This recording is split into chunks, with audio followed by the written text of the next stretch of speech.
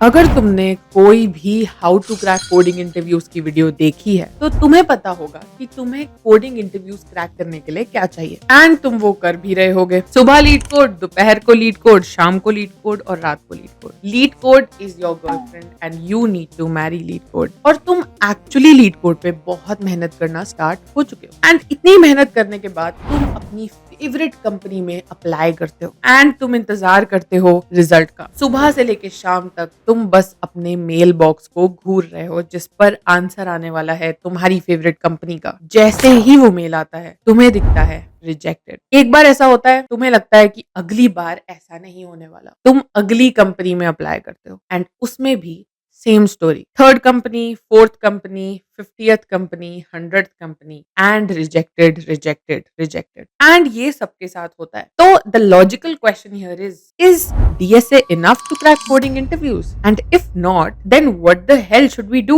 other than DSA? इसका answer बहुत simple है, but let me explain. I mean, let's be honest. Sadly, current market में job पाने के लिए तुम्हें DSA करना ही पड़ेगा। डजंट मैटर तुम कौन से कॉलेज से हो, डजंट मैटर तुम्हें कितनी कोडिंग आती है, तुम्हें DSA करना ही पड़ेगा। एंड 80% काम DSA से ही होगा। But what about the rest 20% जिसकी वजह से रिजेक्शन आ रही है और कोई उस पर बात ही नहीं कर रहा, या अगर बात कर भी रहा है तो बहुत कम बात कर रहा है। एंड तुम्हें मेरी बात क्यों सुननी चाहिए? क्योंकि जो भी कंपनी तुम इमेजिन कर सकते हो, फैंग कंपनी से लेके स्टार्टअप से लेके banks, I have given interview of almost every company and I have cracked companies as well. तो तुम्हें मेरी बात का काइंड ऑफ विश्वास कर लेना चाहिए। एंड मैं ये ब्रैग नहीं कर रही हूँ, just want to tell you guys ताकि तुम्हें ये ना लगे कि कोई भी आकर ज्ञान दे रहा है। But the good news is बहुत सारे ऐसे स्टार्टअप्स हैं जो DSA की वेटेज एक्चुअली रिड्यूस कर रहे हैं एंड बाकी स्किल्स पर ज्यादा फोकस कर रहे हैं। बट वो क्या है जो इंटरव्यूज में एक्चुअली कवरेज बढ़ाते जा रहा है? नंबर 1 स्किल से स्टार्ट करते हैं जो तुम्हें इंटरव्यू क्रैक करने में बहुत हेल्प करेगी एंड सैडली इस बारे में कोई बात ही नहीं कर रहा। And that skill is communication skill. क्या हर्षिता भाई, टेक्निकल इंटरव्यू में तू कम्युनिकेशन स्किल की बात कर रही है? यस।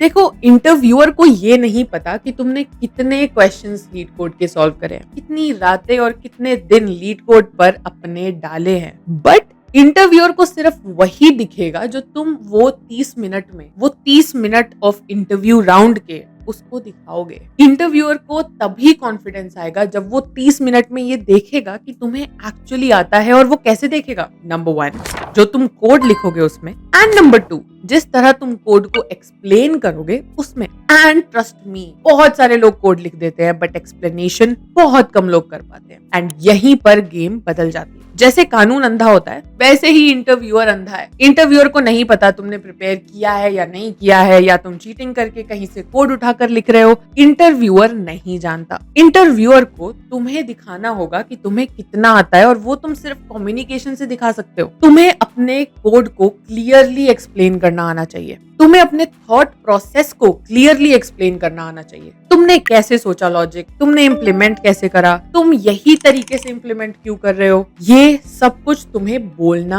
आना चाहिए। एंड तुम्हें लग रहा होगा कि यार पहले DSA सीख लेते हैं फिर तो बोलने की बात आएगी।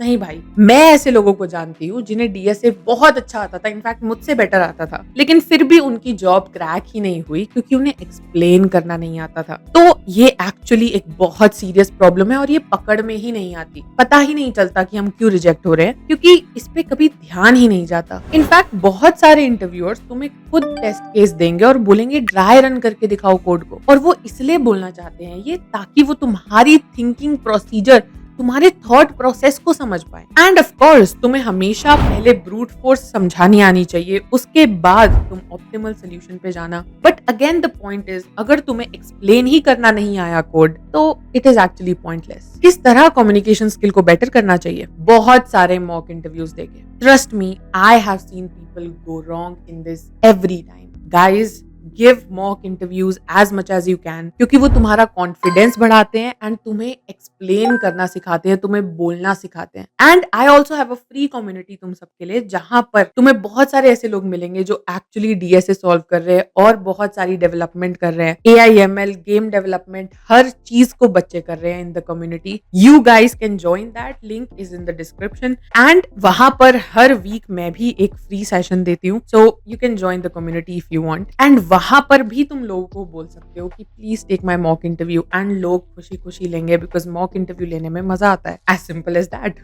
And number 2 is system design. ये टॉपिक ना यार, ये टॉपिक रेड मारता है लिटरली। तुम बिना इसको पढ़े जाओगे, specially if you are beginner. तो बिगिनर्स तो बहुत इग्नोर करते हैं सिस्टम डिजाइन को, I don't know why, and I am happy कि इंटरनेट पर ये चीज फेमस हो रही है कि you guys just skip system designing and you just go for the interviews. And आजकल बिगिनर्स से भी सिस्टम डिजाइन पूछा जाता है, इवन विद फ्रेशर्स से भी सिस्टम डिजाइन पूछा जा रहा है। इनफैक्ट सिस्टम डिजाइन के राउंड्स हो रहे हैं। एंड अगर तुम बिना सिस्टम डिजाइन पढ़े जाते हो और अचानक से सिस्टम डिजाइन एक राउंड में तुम्हें दस्तक देता है और तुम इंटरव्यूअर को बोलते हो कि I am sorry, I haven't prepared about system design, तो it actually gives a bad impression. In fact ये बहुत लोग के साथ होता है। तो सिस्टम डिजाइन एक्चुअली बहुत इंपॉर्टेंट है। सिस्टम डिजाइन समझने के लिए बहुत सारी यूट्यूब पर फ्री प्लेलिस्ट है। अगर तुम चाहते हो कि सिस्टम डिजाइन का ब्रेक डाउन करते हुए मैं एक वीडियो बनाऊं तो कमेंट सेक्शन में जरूर बता देना। बट तुम्हें बहुत सारी फ्री यूट्यूब पर प्लेलिस्ट मिलेगी on system design, and articles भी मिल जाएंगे ऑन गूगल पर। तो please read that, please start system design. And अगर तुम्हें एक बार समझ आने लगा तो जितने तुम्हारे पर्सनल प्रोजेक्ट्स हैं उनका सिस्टम डिजाइन बनाना शुरू करो, तुम्हें और ज्यादा क्लैरिटी मिलेगी। बिकॉज जब तक तुम प्रैक्टिकली नहीं बना लेते सिस्टम डिजाइन अलग अलग एप्लीकेशंस का, तुम्हें समझ नहीं आएगा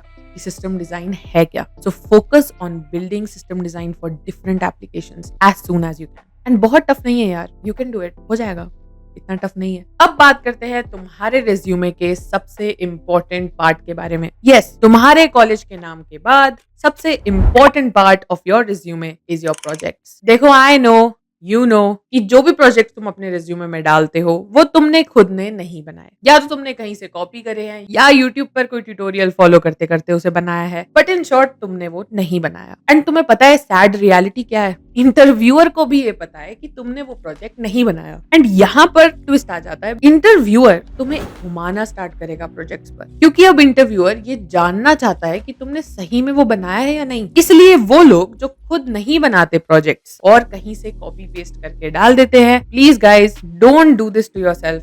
बिकॉज आज तुम प्रोजेक्ट्स बनाने से बच जाओगे, बट आगे जॉब मिलने के बाद क्या होगा? कंपनीज में बड़े बड़े प्रोजेक्ट्स पर काम करना होगा, बड़े बड़े गिटहब रेपो समझना होगा एंड व्हाट नॉट। अगर तुम छोटे छोटे प्रोजेक्ट्स, पर्सनल प्रोजेक्ट्स में ही इंटरेस्ट नहीं दिखा रहे हो, सीख नहीं रहे हो, तो तुम आगे क्या करोगे? प्रोजेक्ट्स इतने इंपॉर्टेंट है। प्रोजेक्ट्स को ढंग से टाइम देना तुम्हारी लाइफ एक्चुअली सेव करेगा। प्रोजेक्ट्स को खुद से बनाने का ट्राई करो। अब तो तुम्हारे पास जीपीटी है जो तुम्हारी हेल्प करने को तैयार है। Don't rely on GPT fully because तुम लर्निंग फेज में हो। अगर तुम सीख ही नहीं रहे हो तो तुम जीपीटी को भी करेक्ट नहीं कर पाओगे। मैंने ऐसे लोग को देखा है जो जीपीटी से कोड लिखवाते हैं, उसके एरर्स आते हैं और वो उसे सॉल्व ही नहीं कर पाते। तो ऐसा कोडर बनने का तुम्हें कोई फायदा नहीं है। At least you should know how things work. अगर तुम्हें वही नहीं पता है, तुम पूरी तरह से जीपीटी पे रिलाई हो चुके हो, तो यार तुम्हें मैं कोडर तो नहीं कह सकती। तो जीपीटी यूज करो but don't be handicapped because of AI. अगर तुम प्रोजेक्ट्स पर एक्चुअली डिटेल गाइड देखना चाहते हो तो मैंने बनाई है वीडियो, मैं आई बटन पे लगा देती हूँ, जाकर देख लेना। बट पहले ये वीडियो देख लो, उसके बाद देखना वो वाली वीडियो। एंड अब बात करते हैं एक ऐसी चीज के बारे में जिसमें मैंने भी मार खाई थी। यस,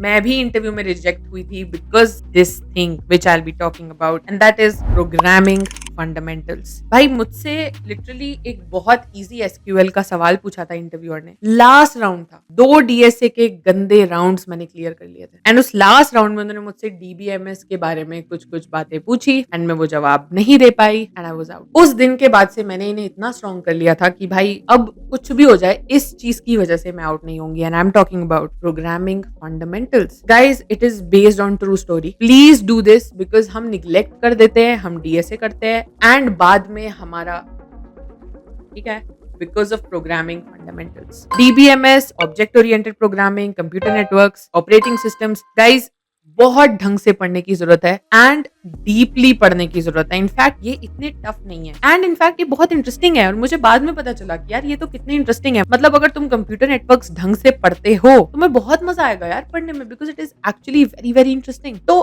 ट्राई करो कि तुम डे 1 से इनको टाइम दो थोड़ा थोड़ा। एंड ये थ्योरेटिकल ज्यादा हो जाते हैं तो ट्राई कि इसे प्रैक्टिकली कैसे इंप्लीमेंट करे, इस तरफ सोचो। और प्लीज इसके नोट्स बना लेना बिकॉज तुम्हें रिविजन करनी पड़ेगी इनकी, बार बार तुम भूलोगे। बहुत होता है मेरे साथ, बार बार मैं भूलने लगती हूँ ये टॉपिक्स, बार बार यू नीड टू रिवाइज। तो प्लीज इनके नोट्स बनाना, एंड किसी भी वन शॉट वीडियो से तुम देख सकते हो स्टार्टिंग के लिए, उसके बाद डीपली तो कितना भी पढ़ सकते हो, बुक्स भी हैं इसकी, but again one shot video is more than enough. DSA and coding के सिवा भी कॉलेज लाइफ में बहुत सब चलता है। कॉलेज एग्जाम्स कितने इंपॉर्टेंट है, कॉलेज के सीनियर्स, कॉलेज की सोसाइटीज, हर चीज तुम्हें घेर के रखती है। एंड ये सब कुछ मैंने कैसे मैनेज किया था, इस बारे में मैंने एक बहुत डिटेल्ड वीडियो बनाई है कि तुम्हें क्या करना चाहिए हर सिचुएशन में, एंड वो वीडियो तुम्हें बहुत अच्छी लगेगी एंड तुम्हें बहुत हेल्प करेगी। मैं यहाँ पर लिंक कर देती हूँ वीडियो को, एंड उसी वीडियो में मैं जाकर तुमसे मिलती हूँ। बाय।